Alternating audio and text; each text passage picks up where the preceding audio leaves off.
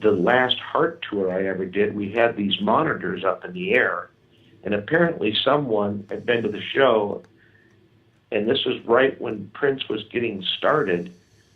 This was one of the things he was asking for. He didn't want to have any monitors on the stage, and I never really did know why, but I can kind of assume I would think I know why now, after all the years of working with him and being his friend, and was mad probably because of his size and the height of the stages were so tall. If you put a bunch of the big wedges in him, he'd probably look like you'd see 2 feet of him. Right. And so I was doing a loadout in Florida, and there was a phone booth right next to the truck, and the phone rang the entire loadout. Finally, I answered it after I closed the doors, and it was Harry's partner saying, "Where's the monitor system on the truck?"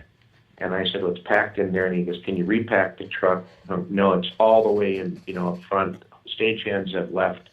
What do we need to do?" "Well, we need to send that truck to Minneapolis because there's a guy up there that wants to use the monitor system." And I said, "Okay, I'll let Harry know." And I flew back home to Chicago, where I had moved to from the Minneapolis area at that time. Okay. By the time I got home on my flight, my pager was going off. My little cassette on my phone dancing machine was full of messages. "You got to turn around and get on a plane and fly to Minneapolis." And I called up my bosses and I said, "What's going on in Minneapolis?" And they told me this Prince guy, and of course I at the time didn't know who he was. But what encouraged me the most was, hey, I'm going to go back to Minneapolis and see where all my friends are and go back there. So I did that, and we ended up unloading the entire truck, sound system, monitor system, and all. And that was the beginning. We unloaded everything, and those were the rehearsal days.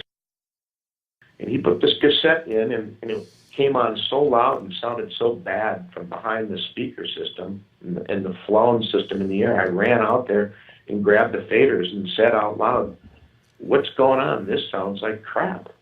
And everybody's going, "Over here, look over here." And I had seen this guy walk in out of the corner of my eye.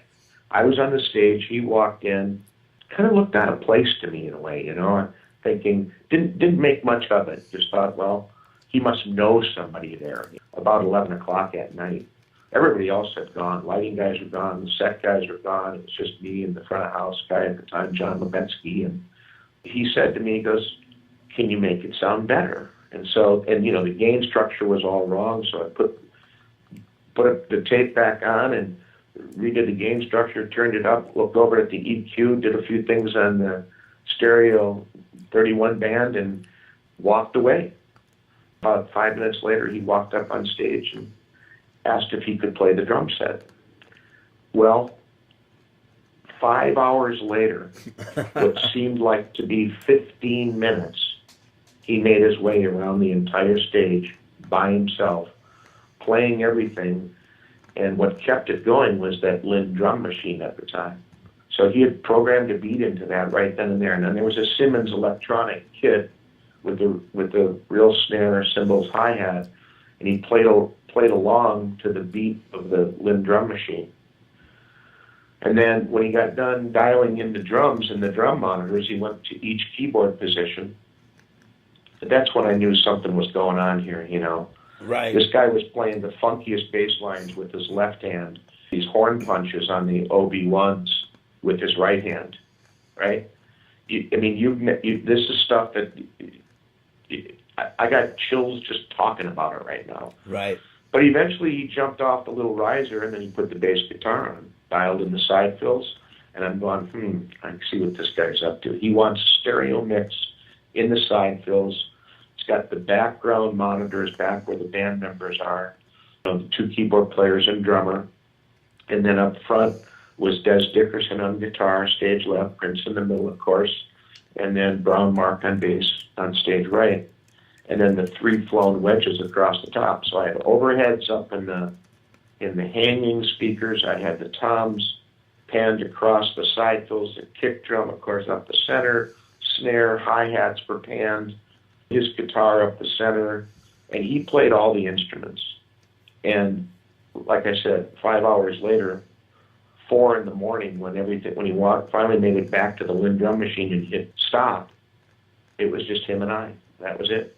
Everybody else had left. Right. He looked down at the drum set, and I walked up to him, and I thought to myself, I had actually asked him, and that was amazing, do you read the manuals on all this stuff? And he looked at me out of the corner of his eye, got up, didn't answer me, got off the drum kit, walked down to his microphone, and started singing in falsetto and talking to me. So I went back to the console, dialed it up. He would be real soft-spoken, that was part of his thing. You know, he'd speak very quietly, but to try to get that as loud as possible would be successful, because then you knew at singing volume it would be very good. Right. So anyway, it started getting kind of glassy, so I backed it off. And then he gave me the little, can you come here, with this little finger movement. I walked over to the center of the stage, and he said, the only thing I don't like is feedback. And I said, you and me both? And he said, I can tell you had it just right. As soon as it started getting glassy, you backed it off. If you could do that for me, I'd really appreciate it. And I said, not a problem. So I knew right then and there, this guy knew the terminology. Right. He had experienced this stuff before, and that was that. He turned around and looked at me, and he put his hand out, and he said, thanks, Cubby. I never told the guy my name. So somehow he found out about my deal with the flying monitors before I ever knew who this guy. It was just kind of one of those moments, right? And then he walked away and said, I'll see you at 10 o'clock in the morning.